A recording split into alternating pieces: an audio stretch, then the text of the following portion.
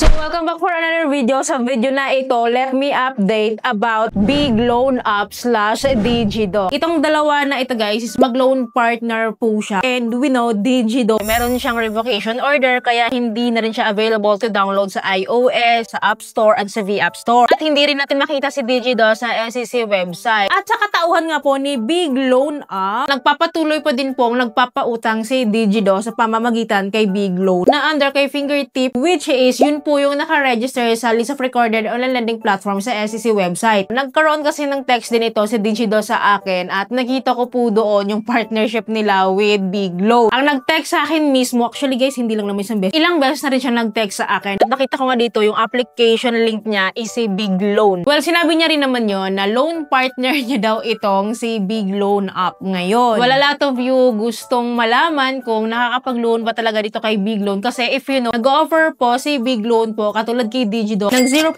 interest rate for 7 days to pay. Which is, meron akong tutorial kung paano ako nag-apply dyan, no, kay Big Loan for the very first time. Kasi nag-exist lang naman itong si Big Loan App talaga nung nawala at nagkaroon ng revocation order itong si Digido. So, this year, 2025 lang din talaga. Kaya kung ano po yung format or atake po ni Big Loan ngayon, ganun din kasi yung style po ni Digido noon. Which is the first time na sinubukan ko si Big Loan po, no. Nag-apply po ako dyan. And I found out po, nag-reflect doon yung account ko sa Digido noon. Instantly, may offer na agad ako noon na hindi na 0% interest ha, kasi na-avail ko ngayon 0 interest rate ni Digido noon. Nagulat ako kasi nakita ko yung account ko doon sa Digido. Yung details ko nasa Big Loan agad. Wala na wastel, gusto ko ma-experience kung ano yung application process po ni Big Loan mismo. Nag-apply pa rin po ako, pero ibang number po yung ginamit ko, ibang ID rin yung ginamit ko. At successfully naman no, nakapag-process tayo dyan, which is yan nga yung video na yon, yung full tutorial ko paano ako nag-apply dyan. But anyways, for you to have an idea na yan po yung mga IDs po na kailangan po ni Big Loan. Kung mapapansin niyo po, mga government ID yan at limited lang din po siya. And don't worry naman po no, sa mga unemployed dyan or mga no work dyan, yan din yung mga list ng employment status niya na nag-a-accept po siya like housewife, unemployed student, and etc. Well, disclaimer lang na this video is not sponsored and basically based on my personal experience lang po para mabigyan ko kayo ng heads up and awareness before trying this loan app. And by the way, if you are new to my channel, nagre-review po tayo ng different loan apps, loan services that we can download online. Tamang expectation, legit recommendations and review tips and what loan apps or loan services to avoid. Kaya kung gusto mo yung mga videos, you can consider subscribing and click mo yung bell button para lahat ng videos ko is updated and notified ka. Eto nga, binalikan ko siya dahil nga na-reject nila ako sa first time na nag-attempt ako dito. Sa 0%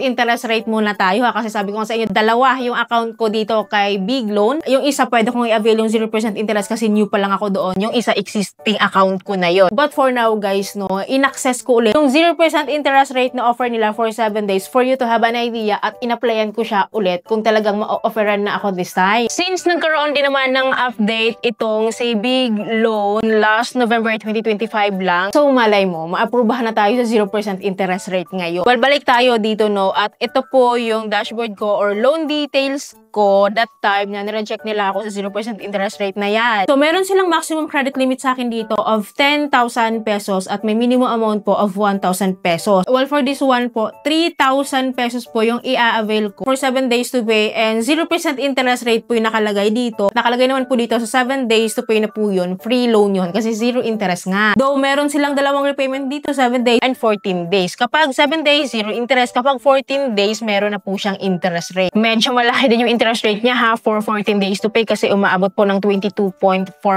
kasi 672 po yung interest rate niya sa akin sa 14 days if ever hindi ko i-avail yung 0%. So dahil may opportunity naman to avail the 0 interest, so yun po yung tinry ko, 7 days to pay lang sa 3,000 pesos. Reviewing na po agad yung aking application dito and wait lang daw po ako ng result. After 1 minute lang po ata may result na po agad tayo. Nakalagay po dito, hindi ko nababasahin, rejected po ako. At after ko ma-reject, nakalagay dito, try to choose offers from our partners. So, yung ayaw ko sa mga loan app, yung i-reject ka nila, parang sasadyain ka nilang i-reject para maka-avail ka sa mga other loan apps, partners po nila, like this one po, no, which is kilalang kilala na rin natin. So, ito yung mga yun. So, majority of them na subukan ko na at hindi ko rin naman nagustuhan yung kanilang mga interest rate. Maganda lang sila sa una. Actually nga, kahit sa una, yung iba dito, hindi maganda. Honestly lang. Well, anyways, hindi na tayo bababa dito kasi na-reject niya nga ako sa 7 days na 0 interest. Kay Digido Digido dati, hindi ako nare-reject eh. So ngayon nare-reject niya ako. Hindi ko alam ha, kung legit ba talaga nagpapautang siya ng 0% interest. Kasi kay Digido po kasi noon, nakautang talaga ako. Well, eto na nga, don't worry. Gagamitin ko yung existing account ko dito kay Big Loan. Yung account ko dati sa Digido. Kasi na-access ko pa siya kasi ibang number naman yon tsaka ibang ID. Dahil may loan offer po ako doon. Yun yung uutangin ko po. Well, eto na yung account ko na yon. Taon na po yung lumipas nung nangutang ako kay Digido, which is na-detect ko nga yung account ko dito sa Big Loan. At kung mapapansin nyo po, ang offer niya po sa akin maximum na to ha, 3,000 pesos lang. May minimum amount ako of 1,000